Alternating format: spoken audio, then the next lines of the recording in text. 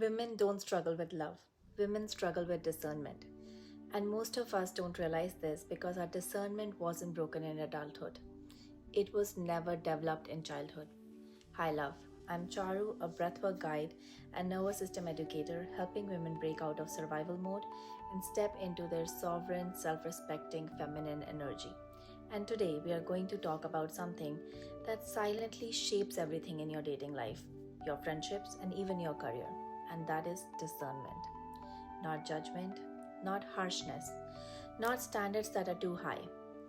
Discernment is the ability to accurately sense what is safe, aligned, healthy, and true for us. So, in this video, we are going to cover what discernment actually is, how CPTSD and childhood chaos interrupt the development of discernment, how defective emotional receptors get formed, the real reason some women tolerate inconsistency, crumbs, and confusion, and how the cool girl persona is just a disguise for lack of discernment. And of course, how to rebuild discernment so you can actually choose the right people from grounded, sovereign space. So let's begin. So, what is discernment? Discernment is very simple. It's your internal navigation system. It's the ability to feel this is good for me, this is not good for me. This person is emotionally safe, and this person is dangerous for my nervous system. This situation aligns with my value. This situation drains my soul. So, discernment is what allows children from stable homes to say, that didn't feel right.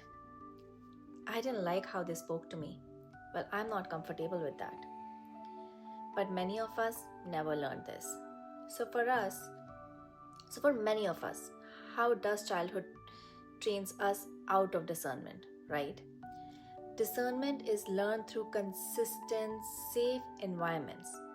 But if you grew up in chaos, criticism, unpredictability, emotional neglect with caregivers, or who hurt you and claimed that they loved you, you couldn't afford discernment. You had to give up the truth to survive. So instead of this feels wrong, you learned they didn't mean it. They love me. It's not that bad. I should be grateful. I must be the problem. That's worse. I can handle it. You literally had to lie yourself about your reality because the truth was too painful for a child with no power. So why women with CPTSD can't feel red flags? What turns off their receptors? It's when your childhood teaches you to reinterpret harm as love. Your emotional receptors get rewired. So in adulthood, chaos feels like connection. Inconsistency feels like chemistry. Anxiety feels like attraction. And breadcrumbs feel like devotion. Overfunctioning feels normal. Self-abandonment feels like love. This isn't stupidity. This isn't lack of intelligence. This is neurobiology. This is what happens when you grow up inside emotional danger and call it home. Now, how does this lack of discernment show up in our adult relationships? So, when you lack discernment, you don't see people clearly. You see their potential. You see their excuses. You see the story you created to feel safe. So you tolerate mixed signals, minimize disrespect, stay attached to the maybes, romanticize bare minimum effort, ignore what your body is screaming. You accept crumbs because your nervous system thinks crumbs are normal. Lack of discernment makes you emotionally blind, and emotional blindness leads to emotional burnout. Here is where the cool girl persona is born. Now let's talk about cool girl because she's not really cool. Cool girl is simply the persona women adopt when they don't trust their own discernment. Cool girl says, I don't need labels. I'm fine. I don't care. I'm not emotional. I'm very low maintenance. I'm chill. I'll split everything. I'll overextend myself. I'll laugh at something which isn't funny. I won't bother you with my needs. But underneath that, a nervous system is terrified of rejection. Cool girl is what happens when a woman doesn't feel safe to express. This isn't good for me. This doesn't feel aligned. I need more. I don't like how you're treating me. Cool girl is how women with CPTSD mask their own discernment. So, why discernment is the real healing, right? Here's the part that changes your life. You don't need to become harder. You don't need to become colder. You don't need to lower expectations or raise your walls. You just need discernment. Discernment will bring you clarity, emotional safety, alignment, boundaries, self trust, peace, the ability to attain healthy love, not chase chaotic love. Discernment is your protection. Discernment is your power. Discernment is your feminine strength. And the moment you rebuild it, you stop performing and you start choosing.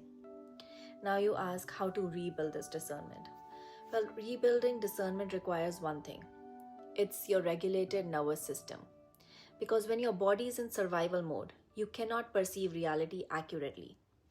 So the steps are: you regulate your nervous system through breathwork, somatic practices, safety practices, and a specific type of journaling.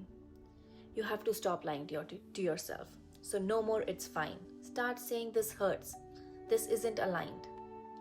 Reconnect to your body signal. Your body knows before your mind does. For this, slow down everything. Slow down every time you're about to commit to something or say yes to a plan. Practice small acts of truth. Tiny boundaries, tiny honest sentences, tiny self-honoring choices. Start doing this with your most trusted friends and family members. This is how discernment returns. So if this video activated something in you, that's your body recognizing truth. Subscribe, like, and share this with another woman who needs to hear that her lack of discernment isn't her fault. It's a wound she can heal.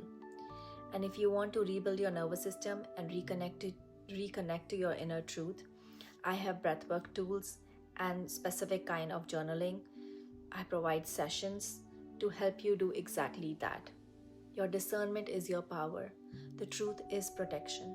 And you deserve love that doesn't require you to abandon yourself to earn it.